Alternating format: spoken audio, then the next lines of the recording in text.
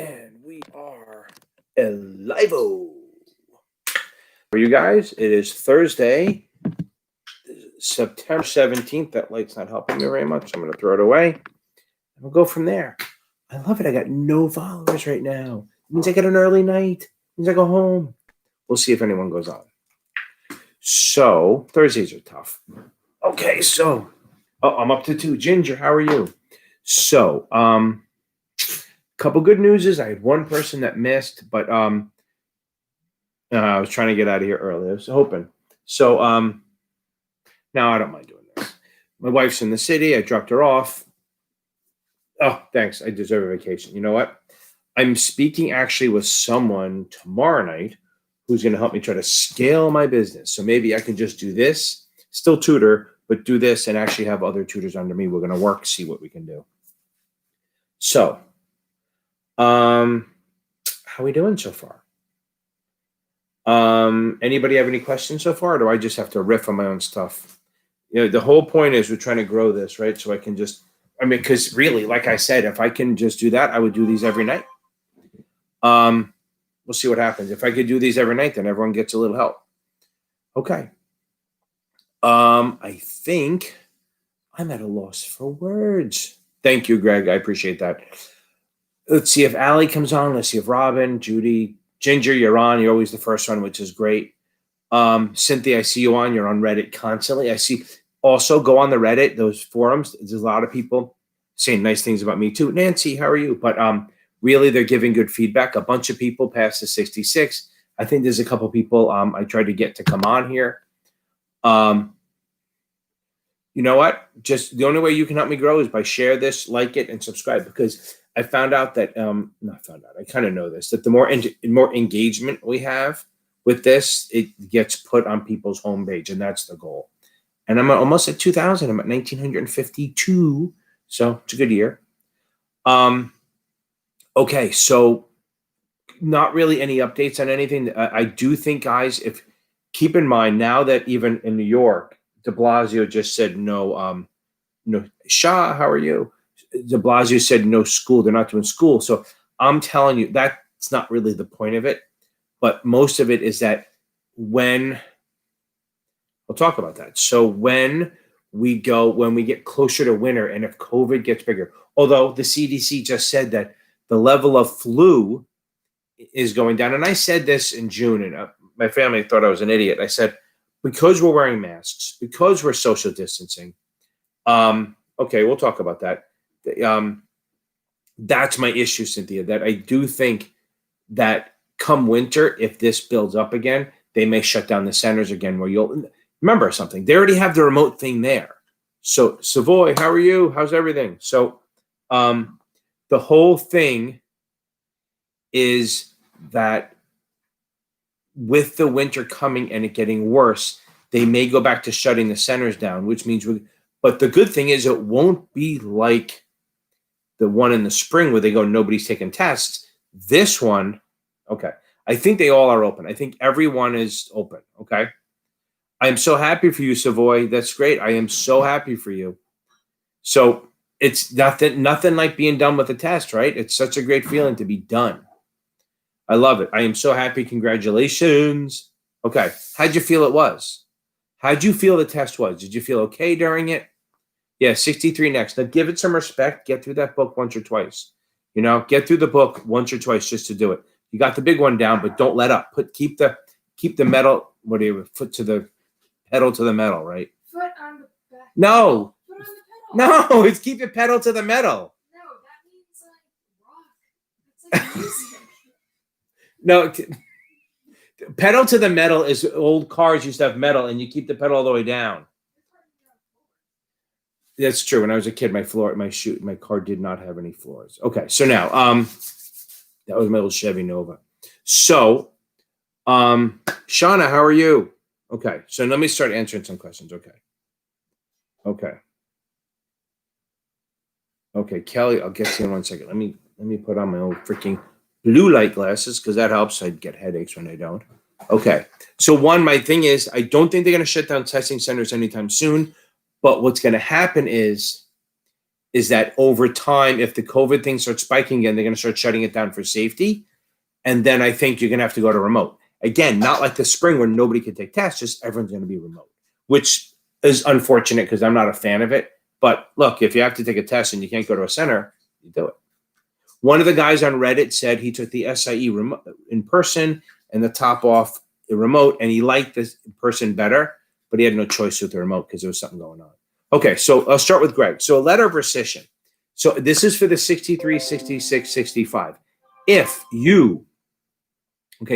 you're running into trouble and you give an unsuitable recommendation or a security that is unsuitable or unregistered, you can get in trouble for selling that. So what you can do is to offer them rescission, offer them to give them their money back. So you give them rescission. Say like they buy $5,000 worth of stock and then they find out it's unregistered. So they're going to sue you. But before they sue you, you can go to them, hey, here's your $5,000 back, make them whole, plus a little bit of interest and any attorney's fees or anything that they incur, minus any dividends. Like if they get a dividend, they get to keep that, but it comes off what you're giving them. That's called rescission, okay? If you offer that to them, they have 30 days. They have 30 days to accept it. If they don't accept it, then they're stuck with the stock. So they have 30 days to accept it and take the money.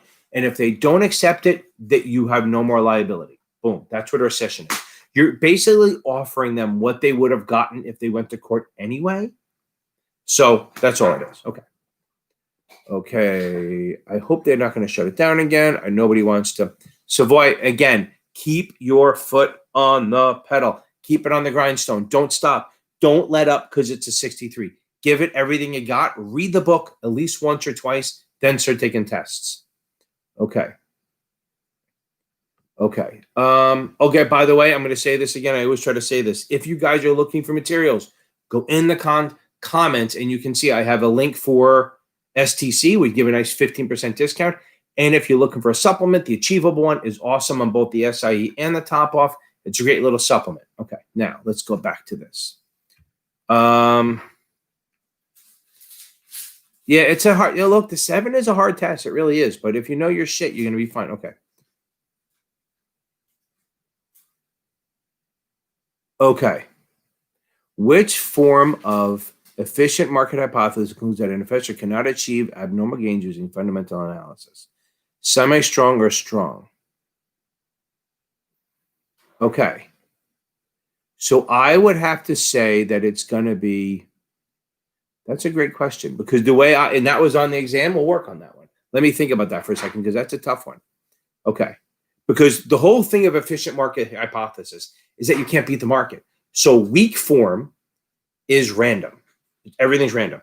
Semi-strong believes that all news that is known is built into the price, and strong believes that all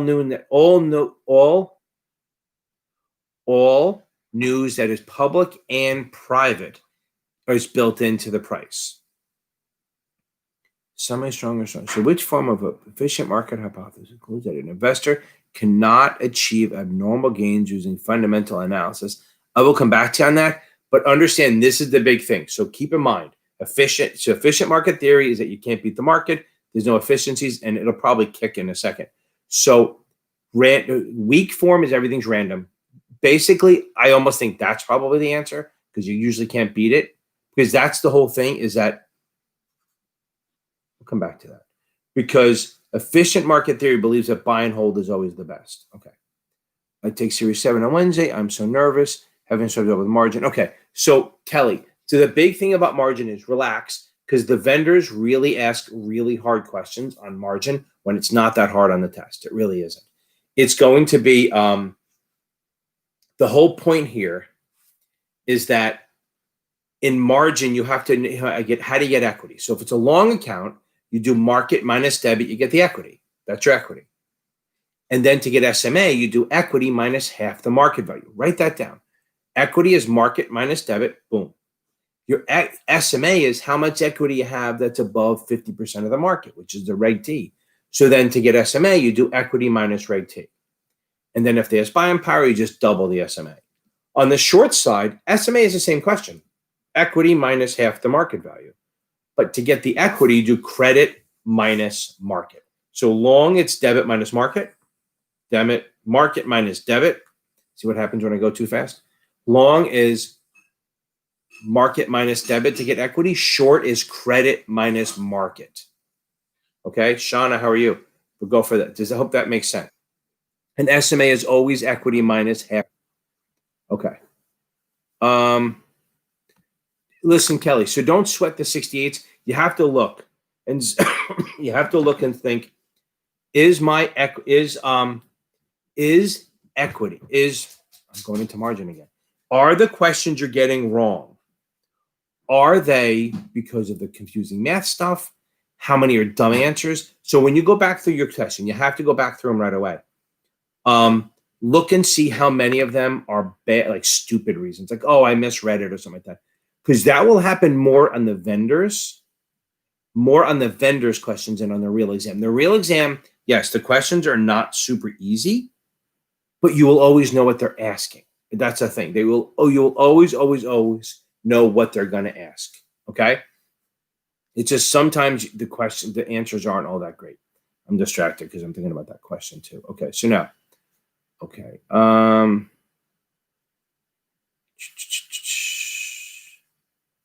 Okay. So you're taking the 66 on Monday. Okay. So Nancy, how are you scoring normally for that stuff?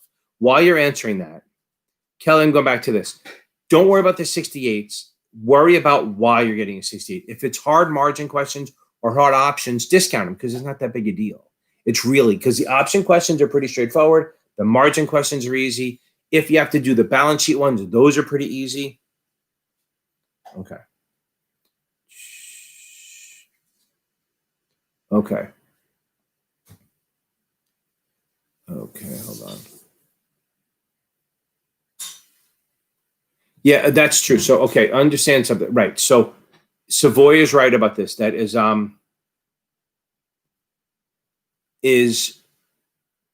there's definitely overlap from the SIE and the top off. So if you have STC, usually after you pass the SIE, the first 5 or 6 chapters of the 7 will be repeats of the SIE. And again, I mentioned that to somebody that a lot of people, like there's a lot of firm that there is a firm, Goldman, heard of them maybe, that makes all their students or their candidates or analysts or whatever you want to call it, take the top off first. So then they're ready and then they come back and take the SIE, which becomes a joke compared to that. Okay. And that's the thing. When I teach my students, I'm teaching for the 7 and then the SIE just falls in. Okay. Okay. Eddie, technically, okay. So technically, any exam you take, you have to tell your firm, but you can take the SIE, you can take the 63, 65, and 66 on your own. If you fill it out, it might kick out something. I've never had anyone who works for a firm fill out a U10 on their own, but I do think that you can take the SIE, the 63, the 65, the 66, you can self-sponsor. So really only the 7 you have to get sponsored by a firm. But I do think that if you take it and you fill it out, there might be some issue with your firm where they might get mad. But, okay. Yeah, everything's about the reading. Okay, so Robin asked a question. Do I think Kaplan test questions are harder for the STC, or harder than STC? I always think Kaplan questions are harder than STC. I really do. It's just a thing. I mean, I don't know if that's always true for everyone, but that's the way I really think that they are. Okay. Okay. So Nancy, you're doing 80 to 85 on the weighted exams. You're going to be fine. Now, right. That's very true, Savoy. That the the exams are much more straightforward than the vendors, but the questions are not awesome. Okay. Greg, I have no idea. I don't think that's going to be on the exam. Okay. Sometimes they go too deep. Greg, he's asking about conversion privilege. The issuer is subject to state reporting requirements for the life of the warrants issued. I've never seen a question on that, and that's just a vendor trying to fuck with you. Okay. Okay. Okay. So, yeah, I do like. Yeah, the book is okay. Oh, Kelly, you asked that before. Good thing you brought it back. So, taxes is big on this. Okay, so you have to remember a couple things. There's no like mnemonic. This is the thing about the 7. The SI, you can memorize little charts and crap and get past it. The 7, you got to know your stuff. You got to know your stuff, okay? You got to know your stuff. You got to know taxes. You need to understand them. You need to understand that almost everything is ordinary income. You need to understand that the only 3 things that are capital gains, the only 3 things that are capital gains are a buy and a sell, a dividend, a option expiration, or a mutual fund distribution. Everything else is ordinary income. You have to know the FIFO, LIFO. Like if you buy stock and sell it, and you sell a portion of it, and you don't mention a method, it's FIFO. If you mention a method, you can choose my shares, or you can do average price. It's way too much to do a little thing here. I know we're almost at $2,000. It's amazing. So now understand, taxes, you have to understand the stuff cold.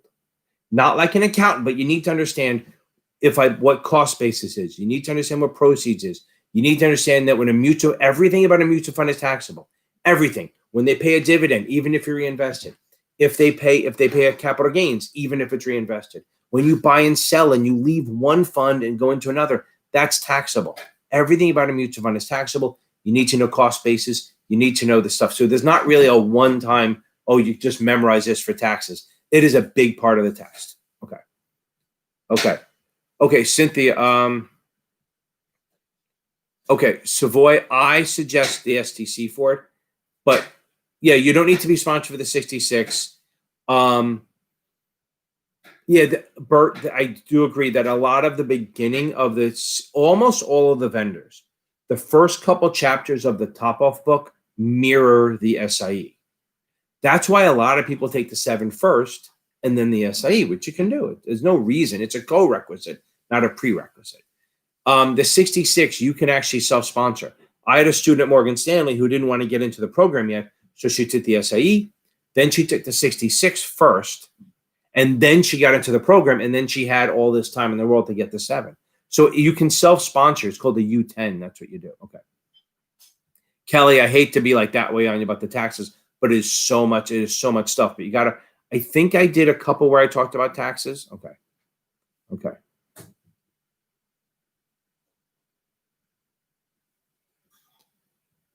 Yeah, it's okay. I get it. So hold on one second. I was kind of trying to look at, okay. Yeah, anyone, if you want to buy books, just go right here, go in the link and get SCC. Again, if your firm's buying them, you got it. You got books. You don't need to do this. Okay. So let's make sure we got this. So let's talk about efficient market theory, market hypothesis again. Okay. If we have weak form, we believe that the market is efficient. We believe that you cannot beat the market. So what we do is weak form is saying that everything's random, just buy and hold and don't worry about it. You can't beat the market, okay? If there's what it is, and that's where they trick you. So semi-strong believes that all the news that is publicly available is built into the price, and any new information that comes out quickly goes into the price. So the only way to beat the market is to commit a felony of trading on inside information. And then basically strong theory is that inside public and private information is built in because they assume that everyone trades on inside information. So the price reflects public and private info. So you really can't beat the market. All 3 of them think you don't meet the market, and all of them believe that technical analysis doesn't work. Because technical analysis is saying, it's down here, it's looking for a trend, we can beat it. They all really believe technical doesn't work, and they're all about find a good company and invest in buy and hold. Okay. That you can't beat the market. Okay. Again, in semi-strong, the only way you can beat the market is by committing a felony. Okay. Bert, I like Achievable as a supplement. I really do. It's still new in the 7 world. It's top-notch on the SIE. I think for the 7, it's new enough, but Brandon's a great guy. He knows this stuff, and he wrote this stuff. So I think that I think it's great. Like if you have STC or Kaplan, Achievable is a great, it's like $100 to get the whole brand. I don't know how much it really is, but it's around 100, 120 for the whole thing. Okay. Yeah, that's good. So, Savoy, if you want to give her some tips on how to do the taxes. So It's just really reading. Here's what I told somebody on the phone. The problem with the new books is that instead of having a tax section, they put taxes at the back of each thing. But you do need to understand that anything you do that's not in an IRA is taxable. I may even try to do a whole video on taxes at one point, but it is such a big, all-encompassing thing that it's big. So remember, so everything is going to be ordinary income, dividends, interest, anything that comes out of a retirement account is always taxed as ordinary income, okay? And you got to read it over and over again. Savoy, you're 100% right, okay? Right, so Kaplan does a little bit, but again, they don't do a great job. Okay. Okay. Did I miss any questions? Okay. Yeah, so, okay. Did I miss any questions? I don't know if I did. Okay. Okay, so Kelly, you asked about SMA. So SMA, you remember that. Remember the formula is equity minus Reg T, equity minus half the market value. Now, SMA is like cash. It's what you can withdraw. It's like cash. So if they ask buying power, always remember that's 2 times SMA. Okay? Now, what affects SMA? So if you're long, only when shit goes your way does SMA change. It means it goes up. So SMA can only go up, not down. So let's do a thing. So say I own stock at say I own $50,000 worth of stock, and my debit balance is 20 grand. Okay, my equity is 50 minus 20. That gives me 30. 30 grand in equity. My Reg T is 25,000, half of the market value. So 30 minus 25 is 5 grand in SMA. That's my SMA, 5 grand. If the stock goes up to 60, let's do that. So now you can look, I know that it's probably going to go up 5 grand, but let's actually have fun and do the math. Market value is 60, debit balance doesn't change because it's still 20. I now have $40,000 worth of equity. I take 40 minus half the current market value of 60, so that's 30. 40 minus 30 is 10 grand SMA. Now, let's say the stock goes back down to 50. I still have 10 SMA. It's a line of credit. So think of the SMA as a line of credit. So as your equity goes up, your SMA goes up, but then if your equity goes down, your SMA does not go down. But the caveat to that is that you cannot withdraw the money if it's going to put you below minimum maintenance. So if it's going to put you below 25%, boom, you can't do it. If it's going to put you below 30% on the short side, you can't do it. If pulling the SMA is going to put your equity below 2 grand, you can't do it. Even though the SMA is there, you won't be able to touch it. Okay. Okay. Yes. Greg, you're good. Here's the thing, Greg, you know this stuff, but you don't have the confidence. Just confidence. You know this stuff. So you're making statements that are correct. So you know this, Greg. Okay. So he's saying, looking at federal covered securities and advisors, securities listed on an exchange, issued by an investment company, and sold in a private placement Fed D are all federally covered. Yes, that is a true statement. Okay. Okay. Okay. So, oh, Damini, okay. Hey, awesome, Damini. I'm so happy for you. Congratulations. How'd it go? I see that you have in there. Yes, training consultants, I think you can pass with. I just think it gives you, it's a tougher road. Because the one thing I like about training consultants is that Tina's voice will drive you nuts. I mean, she's smart. She knows her stuff, but the voice will just get you. And it's not so much her. It's the fact that she speaks like this. So double speed it. But the thing is, their questions look like the test, like the same style, but they're easier. So, okay. Okay. Yeah. To be fair, out of all, look, I have students who like taking the 7. They like taking the serious SIE and the 7 because they learn shit. None of them like taking the 63.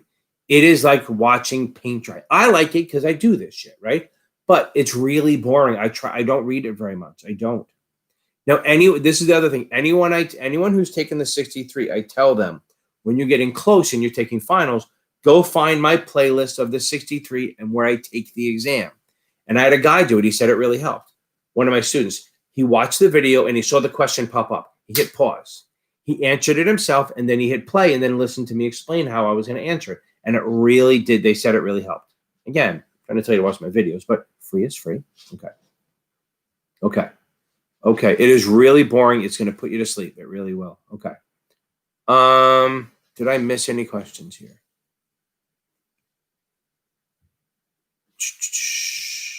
I said my brain is okay. My brain is going nuts here. Okay. Yeah, that's true. Life and health is really pretty hard. Okay. Okay. It is the work. It is the most boring stuff you can ever do in the 63. Okay. Yeah.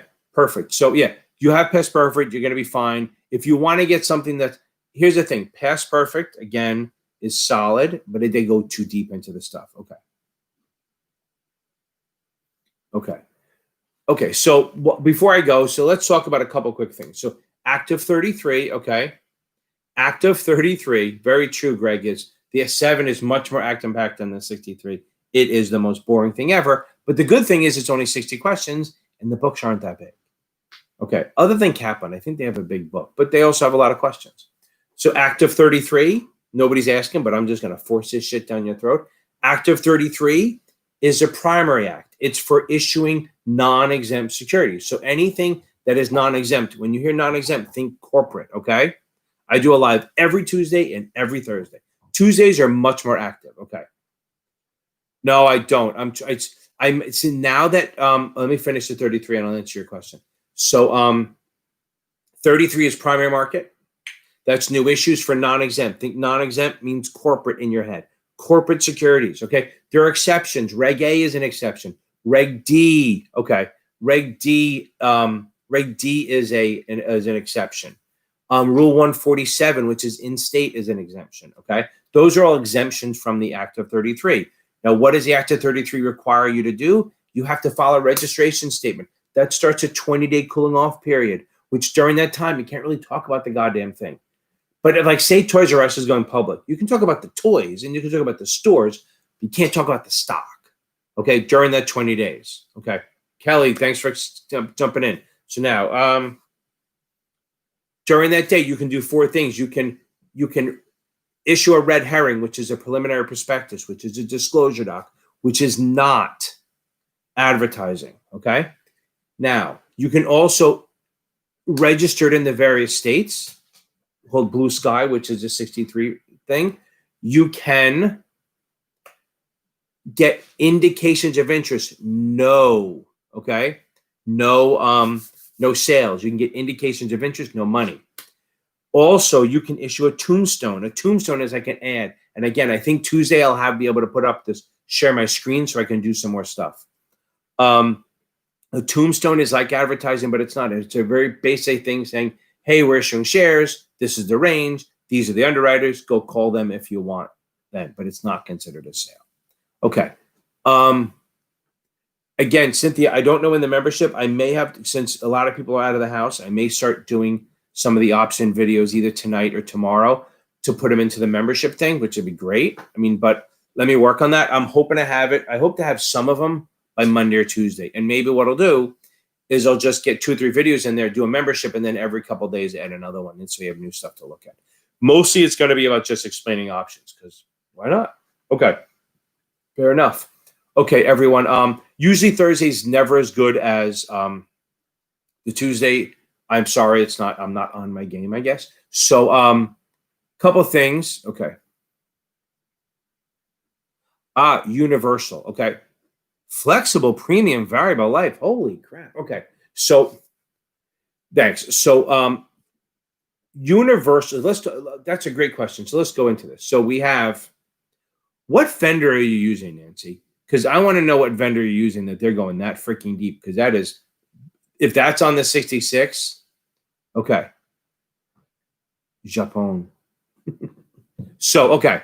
So let's talk about this. So now, Kaplan. Yeah, Kaplan goes too deep, but I'm going to go through this. There's term life. See, we got me going again. So there's a bunch of different, there's term and whole or permanent. Term is like renting insurance. You're only insured during the period that you're paying for it. And it is the cheapest. So if you see, it's the cheapest. So if you have, and there's no cash value, no equity, no nothing. It's like renting insurance. If you stop paying after 2 years, you walk away with nothing. Like when you rent an apartment, yes, it's cheaper, but you walk away with nothing. It's cheaper, like say you see a 35-year-old with 2 kids, single, maybe that's the choice. Then in permanent life insurance, we have 3 main types. We have whole, we have universal, we have variable. Only the variable is a security. Again, this is more Series 6, Series 65, 63, 66, not even 63, just so you know. So whole life means that you're buying $1 million policy. It's always going to be $1 million policy. You put in fixed payments every month. Now, as you put payments in, your equity is growing or your cash value because you're buying into a policy. You're not just renting it, you're buying it. So your cash value, your equity grows, but you know pretty much stretched out over 20 years how much it's going to be because it's fixed. It's a fixed return. Yes, it can move up and down a little bit, but you do know every year what you're getting. It's definitely set. Your premiums cannot change. Boom, all the way out. And if you miss a bunch of payments, there's repercussions where they can cancel the policy. Now, let's say like me, I have like my summer from March, other than this year, from March to November is really balls out busy where I'm teaching 18 hours a day kind of thing. Okay. Now, if I would do a universal, okay. So universal means that yes, they set my premium for the year, say it's 12 grand.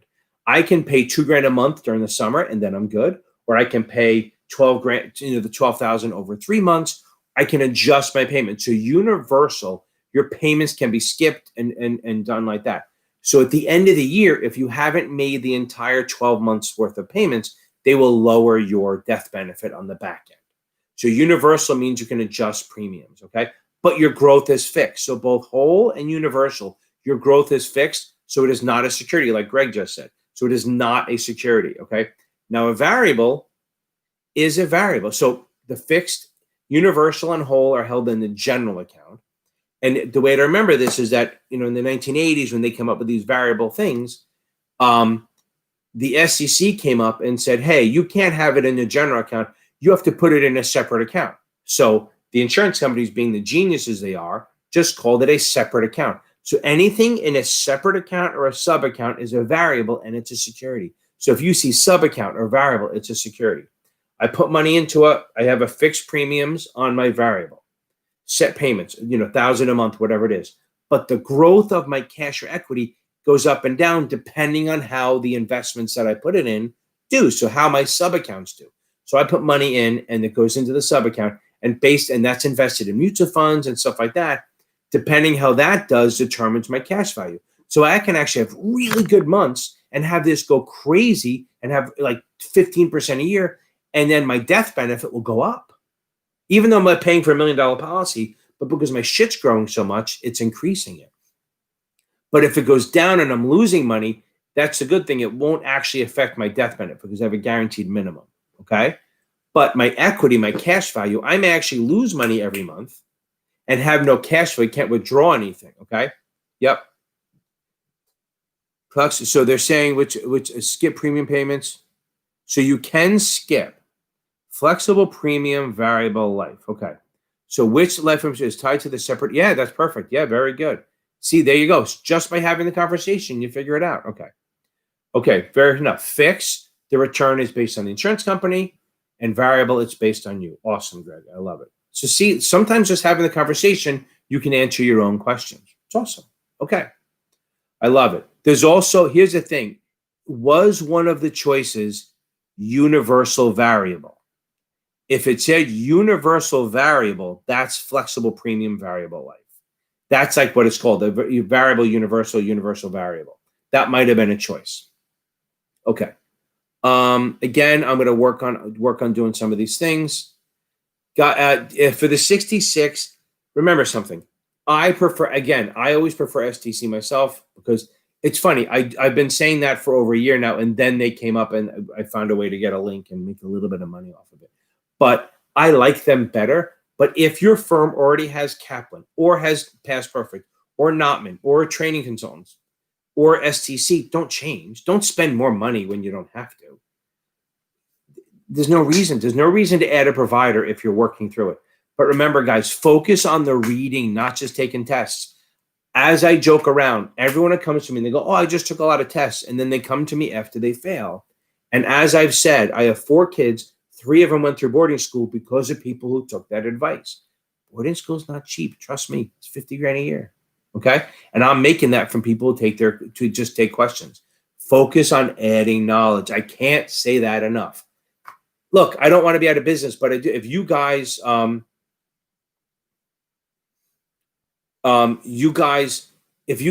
more you read, the less you need to join my shit. And next thing the less, as I tell my students, they go, how many sessions should we do? Well, I go, the more you study, the less you meet. If you're going to let me read it, I definitely have 2 or 3 students who make me walk them through the test, which is fine. I mean, that certain people have certain styles. So I definitely have people that I just basically read the book to them. And it's great. It's fine because I learn stuff because what happens is as I'm reading, I'm learning different ways to teach it. So I'm happy to do that. And then some people, they do a lot on their own and I meet once a week and just, do a little tweaking and fixing what they're doing, or they jump on here and ask questions. Okay.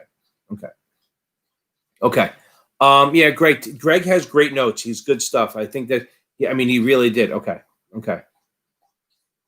So that's perfect. So Nancy, I appreciate it. I'm happy to help you do the one, but not so much for the other. But understand, it's some of these questions that they ask are not super clear. Okay. Yeah, everyone reach out to Greg. He definitely has some good notes. I agree. And he's a great guy, so he wants to give back a little bit. It's all about karma, giving it back.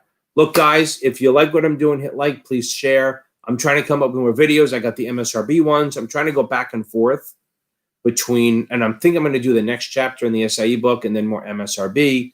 So I'm trying to manage it between SIE and Top Off. Guys, yeah, I don't know how to reach out to you guys on here. Okay. Yeah, that's true. What I can do is if you can, okay, don't give out your number, Bert. I'm actually going to, Greg, you want to take a picture of that, but I'm going to get that off because I don't want anyone grabbing that who's going to watch this at later. Okay. So I'm just saying that I'm taking that off just because I don't want you getting texts from like 80 million people. Yeah. Not that many people watch these stupid videos, but I'm just saying that, Bert, text me and then I can text Greg. Guys, you can email anyone who wants this stuff. Here's the thing. Greg will email it to me. Anyone who wants it, go on my website, send me an email, and then I can send it to you. Just say email, say Greg notes, put in the line, and then I'll know. Just say, go on my website. You can get my email and shoot it to there. Okay?